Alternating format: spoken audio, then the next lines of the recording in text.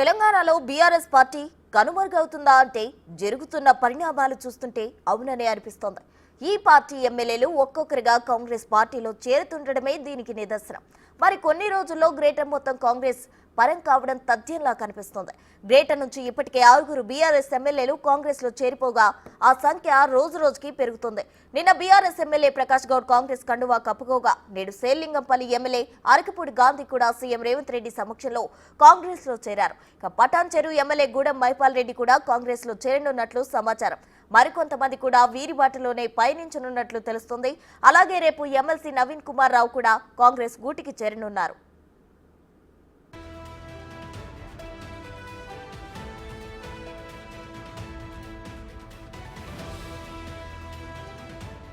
హైదరాబాద్ పరిధిలో బీఆర్ఎస్ గెలిచిన సీట్లు 18 వరకు ఉన్నాయి. వీరిలో ఇప్పటి వరకు 3 కాంగ్రెస్ లో చేరగా మరో 6 ఎమ్మెల్యేలు రేపో మాపో చేరడానికి సిద్ధంగా ఉన్నారు. గత ప్రభుత్వంలో కీలక పాత్ర పోషించిన మాజీ మంత్రి కూడా కాంగ్రెస్ లో చేరేందుకు రంగం సిద్ధం చేసుకున్నట్లు తెలిసింది. ఇదిలా ఉండగా బీఆర్ఎస్ ఎమ్మెల్యేలు వరుస చేరికలతో ఆయా నియోజకవర్గాల్లోని కాంగ్రెస్ నేతల్లో కలవరం మొదలైంది. తమ ప్రభుత్వం అధికారంలోకి రావడంతో నామినేటెడ్ పదవులైనా దక్కకపోవా అన్న ఆశతో ఎప్పటి నుంచో ఎదురు చూస్తున్న నేతలు కొత్తగా పార్టీలోకి వచ్చిన బీఆర్ఎస్ ఎమ్మెల్యేలు వారి అనుచరులకే ప్రాధాన్యం ఇస్తారంటూ నిరసన వ్యక్తం చేస్తున్నారు.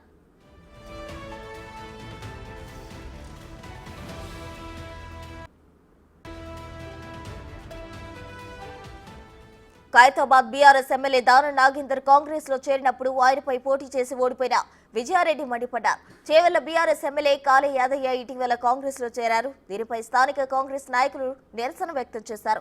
మొన్నటి ఎన్నికల్లో కాంగ్రెస్ తరఫున పోటీ చేసి 282 ఓట్ల తేడాతో ఓటమి పాలైన భీం భరత్ కూడా తీవ్ర అసంతృప్తి వ్యక్తం చేశారు. రాజేంద్ర నగర్, సేలింగంపల్లి ఎమ్మెల్యేల విషయంలో కూడా ఈ విధమైన నిరసనే వ్యక్తమైంది. ఇక కాంగ్రెస్ లో అధిష్టానం వారిని బుజ్జగించే ప్రయత్నాలు ప్రారంభించింది.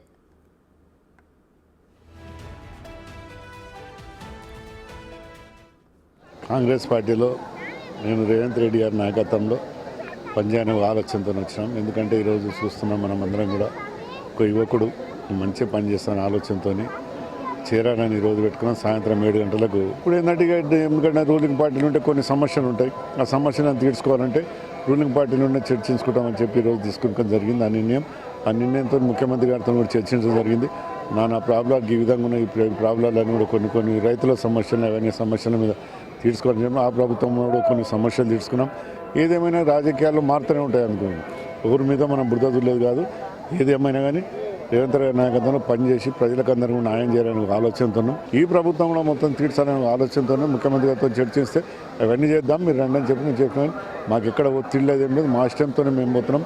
ఎవరైనా ఒత్తిడి చేసే అవసరం వాళ్ళకు కూడా లేదు. ప్రభుత్వానికి మెజార్టీ ఉన్నది. మెజార్టీ అవసరం మా ఇష్టంతో సంవత్సరం చూసినాం. మేము కొన్ని సమస్యలు ఉన్నాయి కానీ తీర్చలేకపోయినాం. ప్రజలందరూ కూడా మమ్మల్ని ఒత్తిడి చేస్తున్నారు. 4 మాటలు గెలిచిన ప్రజలకు ఏం చేయలేకపోతే నేను కూడా ఆలోచించి ప్రభుత్వాన్ని పోయి ముఖ్యమంత్రి గారితో మాట్లాడి మా సమస్యలను కూడా సాల్వ్